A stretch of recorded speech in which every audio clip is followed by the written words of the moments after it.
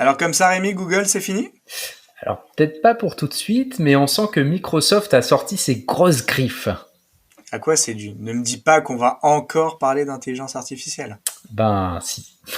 Car l'apparition de ChatGPT a chamboulé les moteurs de recherche. Bonjour et bienvenue sur encore un podcast tech. Une sélection du meilleur de la tech une fois par semaine. Salut Rémi. Salut Greg, comment ça va ? Bah ça va très bien et toi ? Ah bah oui, ma foi, très bien, très bien. On sent Donc, que les vacances encore... sont passées par là, vous n'avez pas eu d'épisode la semaine dernière, c'est normal. Voilà, on a des vies mouvementées nous aussi, Ouais, et des fois et on puis part en pour vacances. tout dire, nous sommes en flux tendu actuellement. Ah oui, ouais, faut- faut qu'on se réorganise pour enregistrer plus souvent. Avant, on avait toujours 1 ou 2 épisodes d'avance, et J'avoue. là, j'avoue que là, depuis le début de l'année, on est un peu en flux tendu. Donc c'est vrai que le moindre Décalage, imprévu, que ce soit de ta part ou de la mienne, Rémi, Ouais. peut vite nous mettre dans la merde. Donc il faut vraiment que voilà, on essaye de redevenir aussi bon qu'avant, voire meilleur, en ayant Exactement. quelques épisodes d'avance, parce que c'est vrai que ouais, du coup, on n'aime pas nous louper un rendez-vous avec vous, donc Bah oui. voilà, on va faire en sorte de s'améliorer, mais croyez-y, croyez-le, vraiment, ça nous tient à cœur d'être régulier dans l'enregistrement de ce podcast, donc on fait notre max. Donc si vraiment un jeudi matin, vous voyez pas l'épisode, Plaignez-vous sur Twitter, mentionnez-nous sur LinkedIn, vous nous dites mais c'est quoi ce bazar ? ou alors Je juste me suis compatissez, inscrit. parce que dites-vous que c'est Aussi. vraiment qu'on a une semaine de merde. Ouais, c'est clair. Ok. Du coup, voilà, vous pouvez vous plaindre. Et puis sinon, si vous souhaitez nous soutenir, vous pouvez aussi nous envoyer de l'argent. Non, je déconne. Oui. Vous pouvez aussi laisser un avis sur les plateformes d'écoute, que ce soit YouTube, que ce soit Spotify, que ce soit bien entendu Apple Podcast. Si vous aimez ou pas ce que l'on fait, mais plutôt si vous l'aimez. Oh, mais si vous N'hésitez aimez pas, pas, vous mettez 5 étoiles. Voilà. Et puis à la rigueur, mettez 5 étoiles et puis Ouais. dites que j'aime pas. C'est pas grave, Ouais. quoi. Ce qui compte, c'est les 5 étoiles. 5 étoiles, j'aime pas. Moi, je n'aime que les 5 étoiles. Donc voilà, donc ça, n'oublie pas, si vous appréciez, faites partager ce podcast. Nous, ça nous encourage beaucoup à continuer. Et donc, ça montre l'intérêt que vous pouvez porter à nos enregistrements. Ok, donc aujourd'hui, Rémi, on parle encore d'intelligence artificielle. Mais qu'est-ce qui s'est passé encore ? Eh bien, on va parler de la guerre qui recommence entre Microsoft et Google sur un terrain qu'on pensait vraiment conquis d'avance sur Google, qui quand vous cherchez un truc, on dit fais une recherche sur Google, ou Google-le, Google it en anglais. Et sauf que là, Microsoft est un peu allié avec OpenAI, qui est la société mère qui a créé ChatGPT, dont vous avez déjà parlé, et que ça pourrait remettre en cause beaucoup de choses sur tous les moteurs de recherche. Mais bon, ce que je vous propose, c'est d'abord de commencer par un rappel de tous les épisodes précédents pour savoir faire un petit point sur la situation, et pour que vous compreniez où on en est et d'où ça vient. Donc, fin novembre 2022, il y a le lancement en bêta public de ChatGPT, un outil d'intelligence artificielle auquel vous pouvez demander n'importe quoi. Donc, vous chattez quelque chose en langage naturel, genre qu'est-ce que je pourrais manger ce soir ? Et bim, ChatGPT va vous donner une recette. Et vous pouvez aller vraiment très loin en lui disant de résumer des livres, en vous disant de rédiger un email à votre place, donc plein de choses possibles, rendues possibles justement par cette intelligence artificielle. À partir de là, début de l'avalanche médiatique et des utilisateurs, un seul mot, c'est génial, et dont vos serviteurs, Greg et moi-même, on est des fans, et toujours plus. D'ailleurs, on en discutait juste avant d'enregistrer l'épisode. C'est incroyable ce qui se passe. Le 12 janvier 2023 sort l'épisode d'Encore un podcast tech sur les 10 trucs de dingue qu'on peut faire avec ChatGPT. Ça, c'est un des épisodes qui vous a le plus intéressé. C'est vrai. Parce qu'on a battu des records d'écoute là-dessus. Et puis, n'hésitez pas à le réécouter si vous l'avez pas écouté. N'hésitez pas, voilà, c'est toujours valable. On a encore plein d'idées. Faudrait limite en faire, tu vois, un jour un 10 de plus. 10, et on trouverait sans problème, je pense. Les 100 trucs de dingue à faire, on fait un épisode de 10 heures. T'imagines, une sorte de marathon. Exactement. Donc, ça, c'était un bel épisode pour essayer de décrypter les gros usages de ChatGPT. Et du coup, rebelote, le 19 janvier, donc une semaine plus tard, Greg nous a expliqué comment il a lancé une chaîne YouTube grâce à l'IA, grâce à ChatGPT en particulier. Et donc là, un cas d'usage concret vraiment où il nous montrait pas à pas. Et donc là, est-ce que c'est lié ou pas ? Moi, je pense que oui, mais bon, c'est pas courant janvier 2023, une étude d'UBS, basée notamment sur les trafics, les visites de trafic web, estime que la plateforme de ChatGPT a 100 millions d'utilisateurs. Pour comparer un petit peu, donc de novembre à janvier, ça fait 3 mois. En 3 mois, la plateforme a réussi à atteindre environ 100 millions d'utilisateurs. Pour montrer, TikTok, qui est une des plateformes qui a réussi à atteindre aussi plein d'utilisateurs en beaucoup de temps, les 100 millions d'utilisateurs, ils ne les ont atteints qu'en 9 mois. Donc, c'est la première fois dans l'histoire, je crois, de la tech, qu'une plateforme franchit le cap des 100 millions d'utilisateurs aussi rapidement. Exactement. C'est vraiment un milestone important, quoi. Voilà. Alors après, est-ce que c'est dû à nos épisodes ? Moi, je pense qu'un petit peu. Hein. Ça peut pas être un hasard. Ça peut pas être un hasard. Voilà. Les dates correspondent. Hein, voilà. On vous laissera juger. Les faits sont là, les dates sont là. Il n'y a pas d'alibi, quoi. Okay. Tout à fait.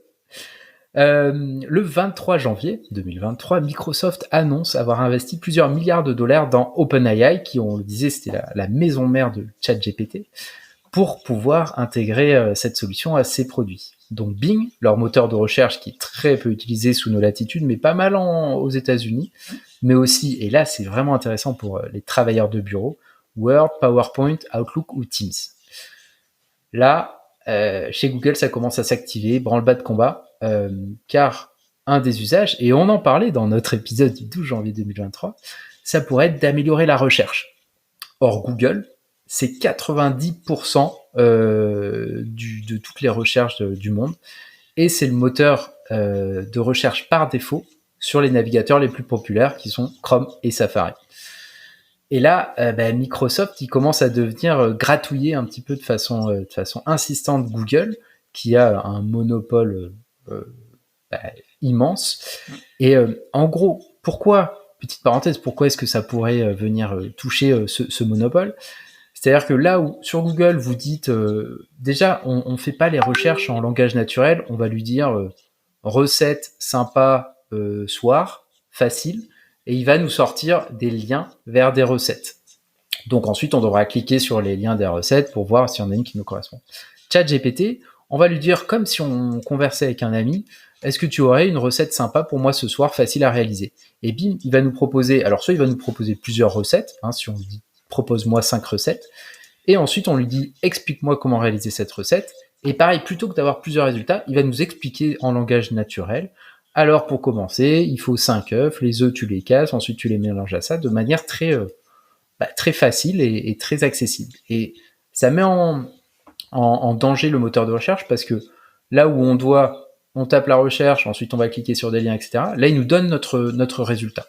Et donc, on gagne du temps, on a notre réponse, tout le monde est content. Google, donc, annonce lors d'une conférence Bard, B-A-R-D, son chatbot concurrent de ChatGPT. Le problème, c'est que lors de la démo, on sent que ça a été fait un peu à l'arrache, c'est qu'il répond à une question. Sur le télescope James Webb, et il dit que c'est le premier à avoir pris une photo d'une planète en dehors du système solaire.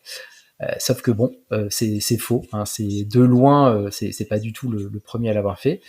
Et suite à ça, la valorisation de Google chute d'une centaine de milliards de dollars. Ça picote. Voilà, la présentation, je sais plus qui c'est qui a fait cette présentation, mais je pense qu'il s'est pas senti très à l'aise le lendemain. Je pense que c'est la présentation qui aura le plus eu d'impact business. Énorme. En parallèle, il y a Microsoft qui ouvre un accès limité à quelques utilisateurs à ce qu'il appelle son nouveau Bing. D'ailleurs, vous pouvez vous inscrire à cette démo. On vous mettra les liens en description, bien sûr, qui est en fait un ChatGPT branché à Internet. La différence à ChatGPT, c'est que ChatGPT, toutes les données qu'il a enregistrées avec lesquelles on peut interagir, elles vont jusqu'à fin 2021. Là, c'est comme si ChatGPT était branché à Internet, donc vous pouvez lui demander des trucs très à jour. Le problème, c'est que ça a été fait un petit peu à l'arrache, et donc il y a plein d'utilisateurs qui relatent des expériences bizarres. Bizarre. Voilà, cocasse, ouais, on peut le placer. Par exemple, Bing, qui va pousser un journaliste du New York Times à divorcer de sa femme, car il serait amoureux de lui, de Bing, pardon. Ensuite, Bing qui répond à un utilisateur qu'il n'est pas un gentil utilisateur, juste parce que l'utilisateur lui demande où est projeté Avatar 2. Et cette histoire, elle est vraiment marrante. Je vous laisserai la lire en détail, elle est très facile à trouver. Et en fait, on voit donc l'utilisateur a fait des captures d'écran de toute la discussion. Et en fait, pour Bing, donc l'interface, Avatar 2 n'existe pas parce que pour lui, on est encore en 2022. Et donc, à chaque fois que l'utilisateur lui demandait, oui, mais où est-ce que, quel jour on est, lui, Bing savait quel jour on était, mais comme ces données ne vont pas après, apparemment, le 31 décembre 2022, pour lui, Avatar n'était pas sorti, donc il pouvait pas donner les horaires de salle et les lieux. Et donc, il était vraiment agressif, il est devenu très agressif envers l'utilisateur. Et c'est assez fou, quoi. Et ensuite, Bing qui menace un utilisateur, il lui a dit, je cite, « Tu es une menace pour ma sécurité et ma vie privée. » Voilà, donc tout va bien dans le monde des intelligences artificielles, c'est assez rigolo. Et donc suite à ça, Microsoft a vraiment restreint ChatGPT dans Bing pour éviter ce genre de débordement. Du coup, maintenant, c'est plus du tout rigolo. C'est que les requêtes que vous pouvez lui faire sont limitées à 5. Après ça, il y a un reset et il repart de 0. Et dès que vous essayez de le titiller un petit peu, il arrête direct et il vous demande de recommencer. Donc, voilà, l'état des lieux. Ouais, en fait, je pense que c'est quand même une des raisons pour lesquelles Microsoft n'a pas ouvert les vannes. Google n'a pas ouvert les vannes par rapport à son moteur d'IA, parce qu'en fait, c'est pas qu'ils sont mauvais, Google, sur ces trucs-là. Ils ont parmi les meilleurs ingénieurs du monde. Ils sont au top sur l'IA. Sauf que je pense qu'ils ont conscience de leur responsabilité et que s'ils mettent un outil comme ça, eux, dans la nature, avec leur force de frappe. Ça, en termes d'usage, Bing, on le disait, n'est pas très très utilisé. Et là, en fait, si tu mets ça dans la main des utilisateurs de Google, c'est vraiment ouvrir les portes très très très larges. Il faut être prêt. Faut être prêt à les refermer, et on voit bien que là, même sur une phase bêta, Microsoft peut se faire un peu dépasser sur les côtés, parce que quand tu commences vraiment à pousser ces IA dans leur retranchement, tu peux, j'ai l'impression, encore toujours les mettre à défaut et les mettre dans des corners un petit peu inextricables. Ouais, complètement. Bon, en tout cas, tout ça, Rémi, ça nous fait un sacré début d'année, parce que on pensait que Google était irremplaçable. Ouais. Mais depuis quelques semaines, on voit qu'il est quand même bien attaqué par Microsoft. En même temps, on pensait qu'il était irremplaçable. Je vous renvoie sur un épisode récent qu'on a fait sur la mort des GAFAM. Et c'est vrai. On évoquait le fait que Microsoft avait quand même moins de raisons de crever que Google. Ouais. Peut-être qu'on n'a pas dit que des conneries ce jour-là. Comme quoi. Et du coup, comment, à ton avis, les prochains mois pourraient se dérouler si on suit un petit peu la tendance ? Eh ben, je sais pas. Mais non, ce qu'on est sûr, c'est que ça va être assez intéressant et qu'on va avoir pas mal d'impact de ce ChatGPT. Et c'est assez rigolo parce que ça fait écho à l'épisode qu'on a fait donc il y a 2 semaines sur le navigateur interne Arc. Pour résumer rapidement, si vous n'avez pas écouté l'épisode, mais allez l'écouter immédiatement, il est vraiment cool. Ce que ce nouveau navigateur propose, c'est de revoir entièrement l'expérience de navigation Internet, parce qu'en fait, elle n'a pas changé depuis les débuts. Et l'idée, c'est de changer le paradigme, en nous aidant à réduire le flux d'informations pour ne garder que l'essentiel. Et là, c'est exactement la même chose avec l'expérience web. Google, actuellement, c'est la porte d'accès vers Internet à de nombreuses personnes depuis des dizaines d'années. Et moi, le premier, dès que je cherche un truc, je vais sur Google, je le tape, et j'ai pas encore réussi à trouver un moteur de recherche qui arrive à me proposer des résultats aussi bien, même si j'avoue qu'on pourrait faire un épisode là-dessus, parce que je suis en train de tester you.com, qui est plutôt pas mal. Mais bref, là, avec le chat intelligent, on est sur quelque chose qui va être beaucoup plus naturel, et c'était un peu la promesse, alors je digresse un peu, la promesse des enceintes connectées, où l'idée, ça serait bientôt, la voix dirigerait tout, on n'aurait même plus besoin de taper rien. Bon, au final, on en est revenu, on continue à taper des choses sur Internet avec les mains, mais là, on le tape de manière naturelle, comme si on avait une conversation WhatsApp et qu'on demandait, par exemple, à un copain s'il a des idées de recettes de cuisine. Alors, je parle beaucoup de recettes de cuisine, on dirait que va falloir que je mange peut-être. on peut lui poser vraiment n'importe quoi et il va nous répondre, nous donner la réponse, sauf sans qu'on ait à chercher, à cliquer sur de multiples liens, et on a une réponse qui va être adaptée à notre recherche.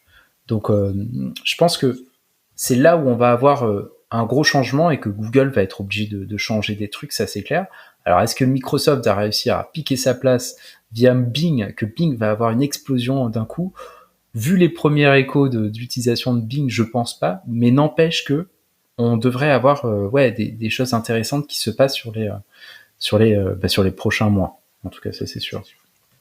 Et du coup, à ton avis, est-ce que ça veut dire que dans les prochaines semaines, prochains mois, quand on ira sur Bing ou Google, on aura juste à poser une question et puis on aura de manière assez magique la réponse? Ça serait cool, mais je pense pas. En fait, il y a 3 progrès principaux à faire.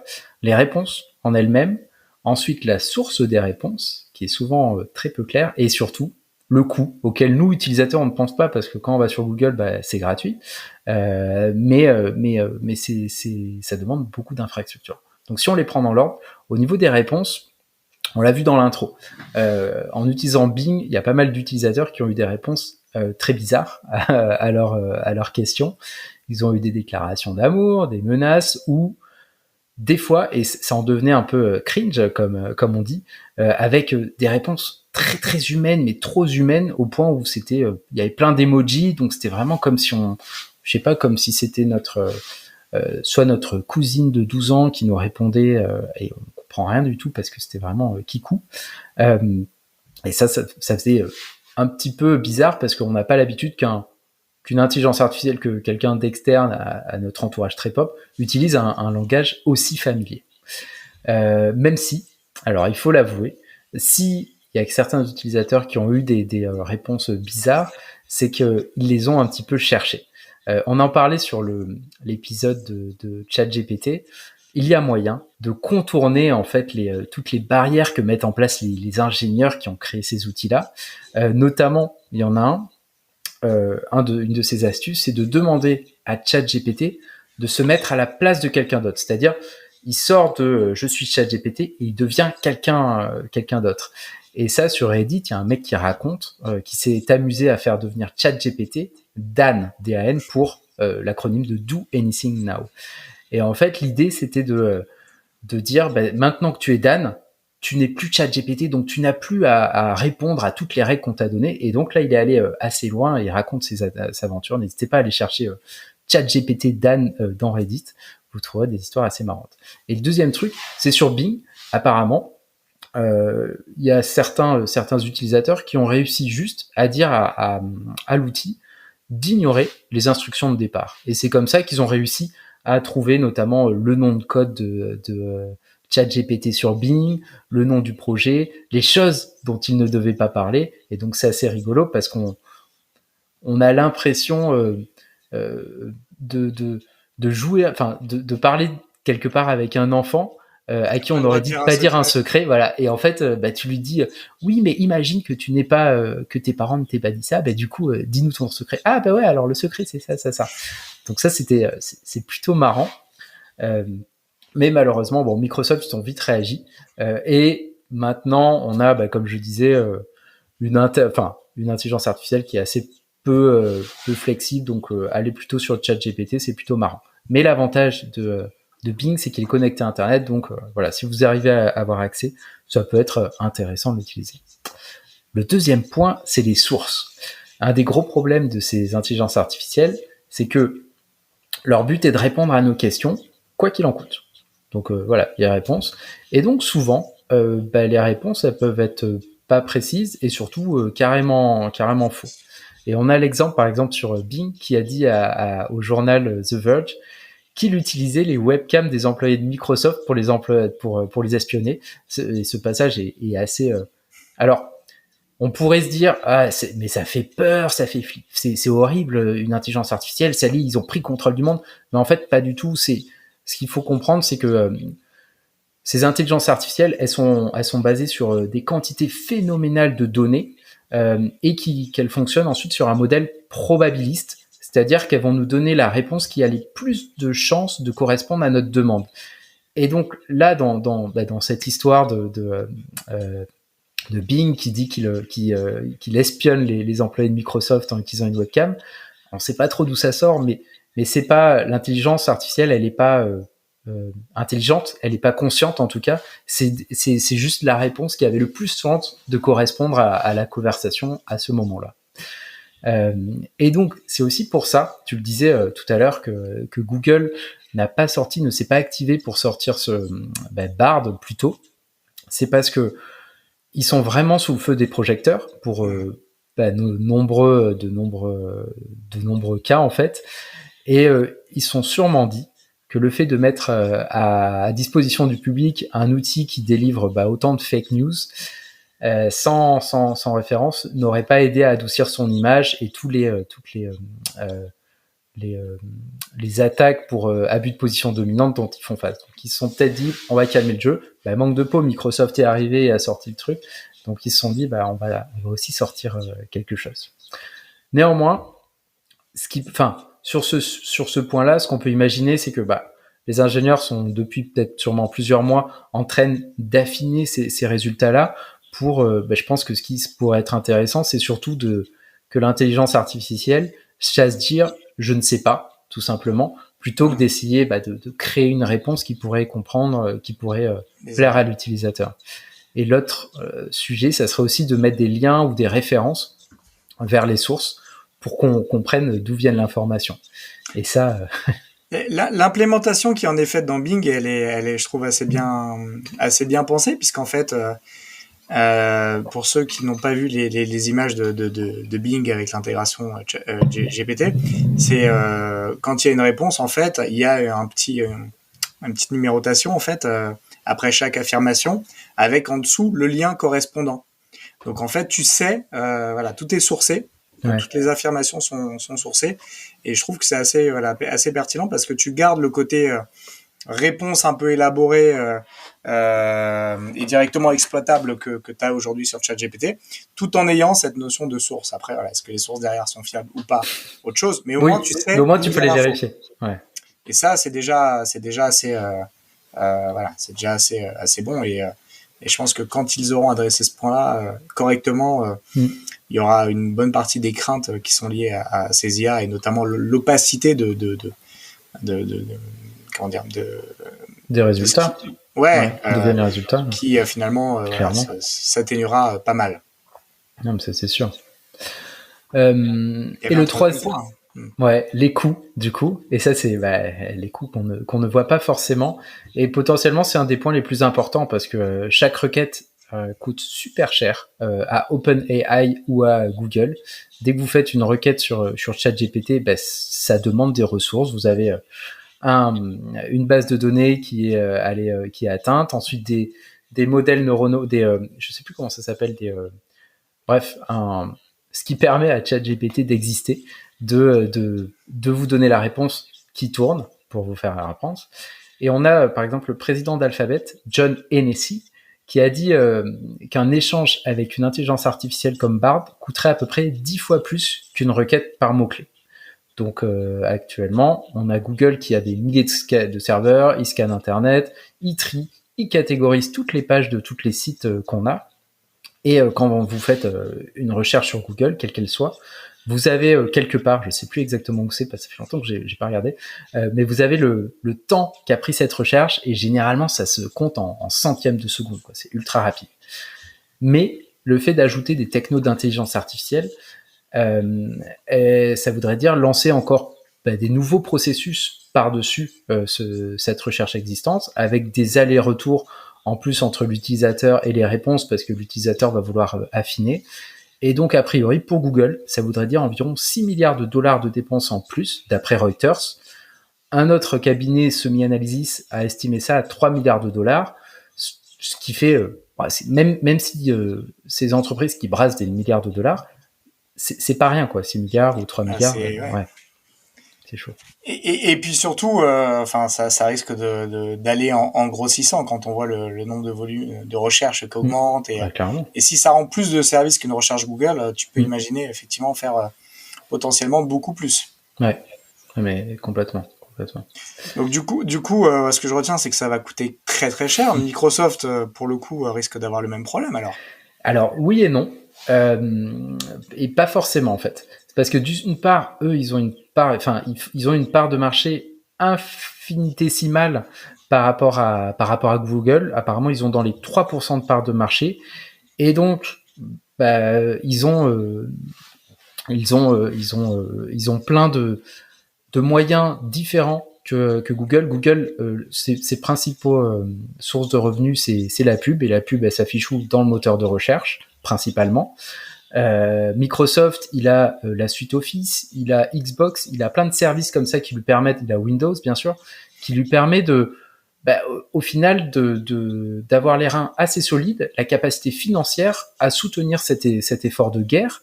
Et surtout, ils partent de très très bas. Ils représentent que 3% du part de marché. Donc même, mettons qu'ils arrivent à passer à 6% ou même à 10%, eux, c'est tout bénef pour eux parce que ça leur assure une super visibilité.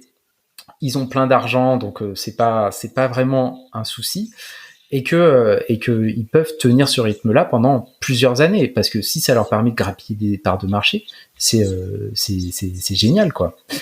Et mais après, voilà, ce qu'on peut voir, c'est que quand Google s'est lancé il y a plus d'une vingtaine d'années maintenant, on n'imaginait pas vraiment que Google puisse toutes les secondes, toutes les mêmes millisecondes, avoir des petits robots qui vont farfouiller dans les moindres recoins d'internet pour aller enregistrer toutes les nouvelles pages web pour pouvoir ensuite les servir à des gens en quelques centièmes de seconde.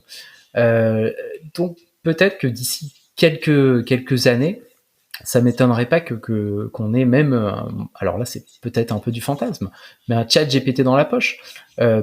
Moi j'ai acheté, j'en parlais il y a quelques épisodes, les pixels de Google, dont le processeur qui s'appelle Google Tensor utilise nativement à des fonctionnalités d'intelligence artificielle et de machine learning qui nous aident à prendre de meilleures photos, à traduire en temps réel. Et donc on pourrait imaginer que, mettons que les capacités de disque dur continuent à augmenter continuellement.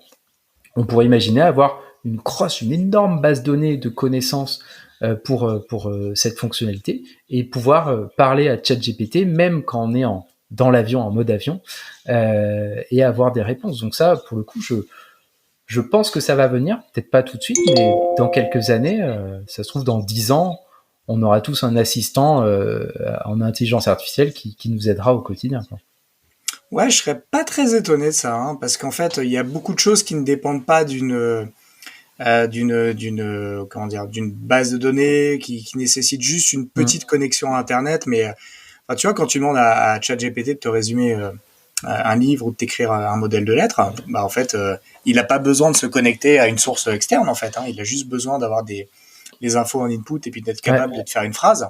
Et c'est vrai que tu peux très bien imaginer d'avoir ce genre de système embarqué. Et puis voilà, si c'est juste récupérer une information qui est sur Internet, genre l'horaire d'un resto ou un contact ou quelque chose comme ça, bah, il peut très vite faire une petite requête et juste te ramener l'info dont tu as besoin. Donc ouais, effectivement, il pourrait y avoir une partie importante du calcul qui serait fait sur la machine. On sait bien que nos smartphones aujourd'hui, ils sont surpuissants par rapport aux tâches qu'on leur demande. C'est clair. Et du coup, ouais, tu pourrais très bien imaginer de déporter une partie de cette puissance de calcul sur nos appareils. Et puis l'autre option, c'est peut-être aussi d'avoir quelque chose, des modèles plus payants, hein, puisque ChatGPT a sorti sa version plus, donc qui est payante à $20 par mois, qui est pas donnée, mais est-ce que tu l'as prise? Ouais, je l'ai prise. C'est vrai. Je suis vraiment une merde. Non, pas forcément. Moi, c'est juste que j'attends de trouver des usages pour l'utiliser au quotidien, parce que actuellement, j'utilise en pointillé. Mais ouais. Et est-ce que tu as remboursé cet investissement? Est-ce que pour toi, c'est vraiment écoute, je pense que je vais la prendre encore un mois de plus. Là, j'ai commencé la prise un mois. Je vais la prendre encore un mois de plus. Je commence vraiment à avoir des usages intéressants dans le cadre de mon boulot, notamment quand il s'agit de résumer un texte un peu long ou des notes de réunion. Ou simplement, enfin ça c'est un exemple que je te donnais aussi tout à l'heure, c'est voilà, ça m'arrive souvent de plus en plus désormais quand j'ai besoin de faire une réponse un peu élaborée, bah en fait je dis ce que je veux passer comme info. Voilà, dis à cette personne si ça et ça en réponse à ce mail. Je mets le mail entre guillemets et en fait il me fait le mail de réponse complet. Donc en fait je gagne énormément de temps parce que il va aller prendre les éléments du mail d'origine, me les me les transformer, rajouter et formaliser un peu les éléments de réponse que je lui ai mis un peu en draft. Et vraiment, il joue là vraiment un rôle d'assistant. Et ça fait gagner pas mal de temps parce qu'en fait, un mail comme ça, si tu te poses pour faire une réponse élaborée, tu vas bien mettre 10-15 minutes.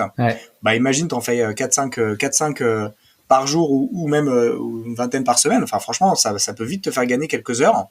Et puis ça, c'est qu'un cas d'usage parmi d'autres. Donc, voilà, je sais pas pour l'instant, mais quand je vois les autres propositions, pour l'instant, ça me semble être la meilleure, même si elle est pas donnée. Ils ont ouvert l'API également. Oui, qui est vraiment pas cher pour le coup, je trouve. Qui elle est pas chère. Et je pense que moi, je pense que à terme, il y aura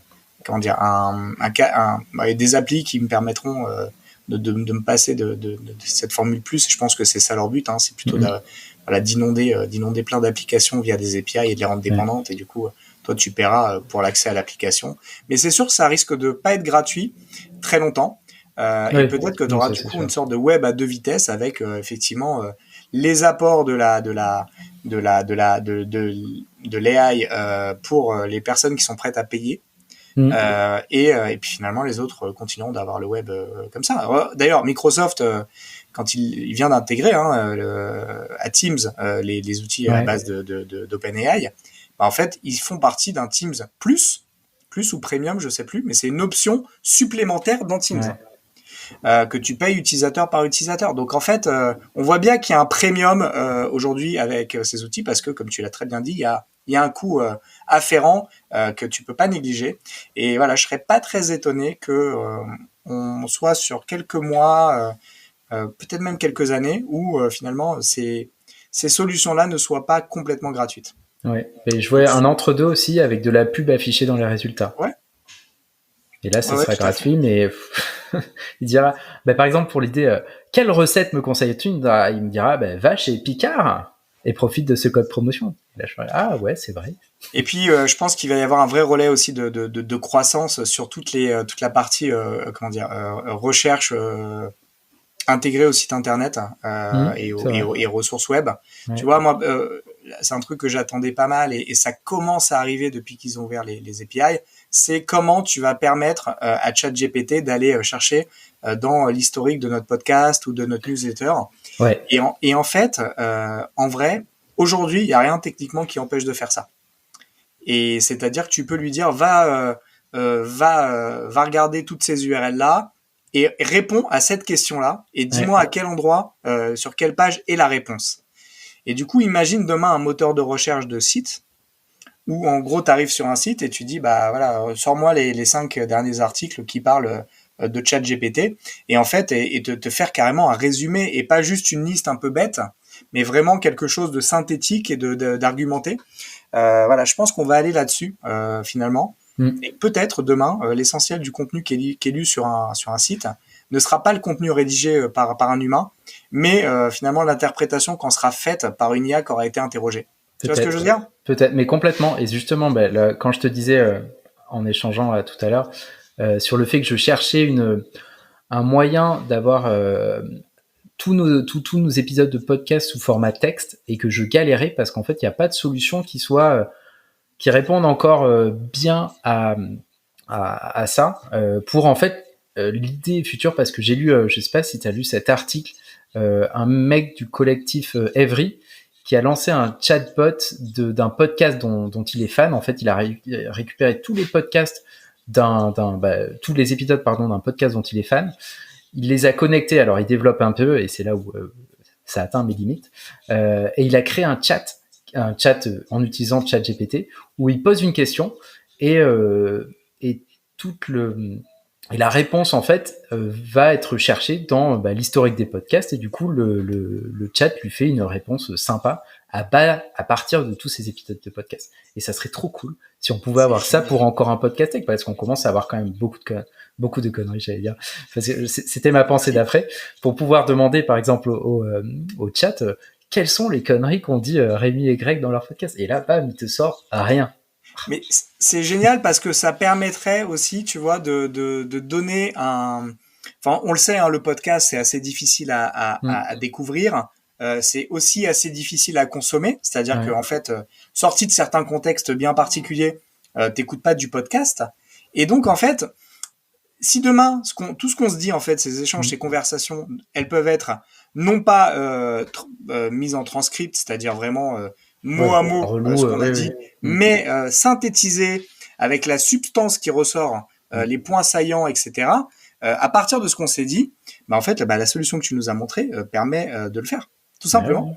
Et ça, c'est assez fou. Donc voilà, c'est en gros, tu branches ton podcast et ça te sort un texte complètement qui aurait pu être rédigé par un humain, qui est vraiment voilà ce qui s'est dit pendant le podcast. Et voilà, et du coup t'as pas les et voilà et quoi, tous ces trucs là en fait un peu chiants d'une conversation audio. Non, moi j'aime bien. On enregistrera un podcast exclusivement avec des des blancs et des trucs. Mais du coup, voilà, c'est ça qui est hyper intéressant, c'est que demain tu vas pouvoir donner à cette matière là une autre vie. Et puis pourquoi pas effectivement être capable de la requêter via un assistant de recherche pour directement limite soit tu dis en texte la réponse, soit en manière synthétique, ou sinon tu as vraiment l'extrait, ça te met l'extrait exact.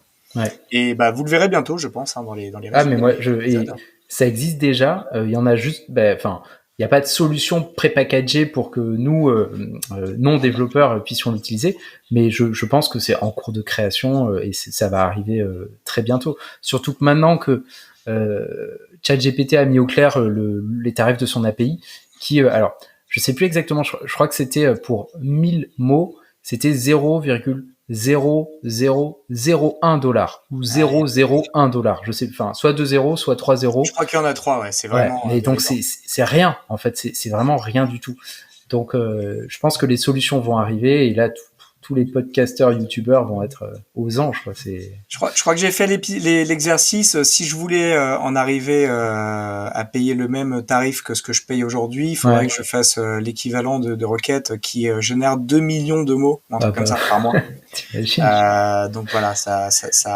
J'attends juste la bonne solution qui va me permettre de débrancher GPT+, mais voilà, je pense qu'on n'est pas très loin et on va avoir des usages hyper intéressants qui vont arriver.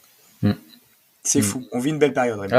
Bon, en tout cas, voilà, ça pue un peu pour Google parce qu'ils vont devoir réinventer complètement leur business qui repose sur la pub dans des résultats de recherche. Là, ce qu'on vient de se dire, c'est que la recherche, c'est plus aussi... on n'attend plus la même chose d'un moteur de recherche, clairement. Il y a eu un avant et un après novembre 2022, pardon. Et aujourd'hui, on n'attend plus du tout la même chose. On n'a plus le même niveau d'exigence. Et du coup, les recettes sur lesquelles Google a bâti sa fortune ne marchent plus, tout simplement, et vont être challengés fortement et par des acteurs qui ont probablement rien à perdre et tout à gagner, comme Microsoft, et qui ont les reins solides et beaucoup de sources de revenus très solides.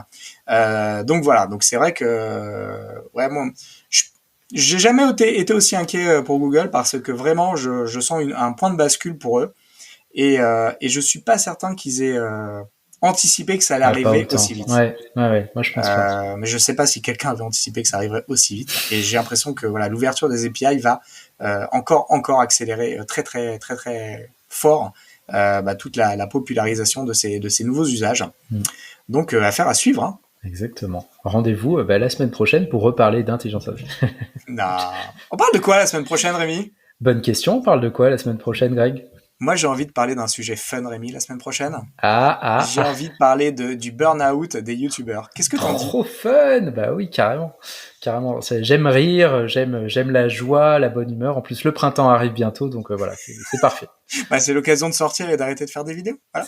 C'est vrai. Ok, écoute, à la semaine prochaine alors, Greg. Merci. Salut. Ciao. Merci de votre attention.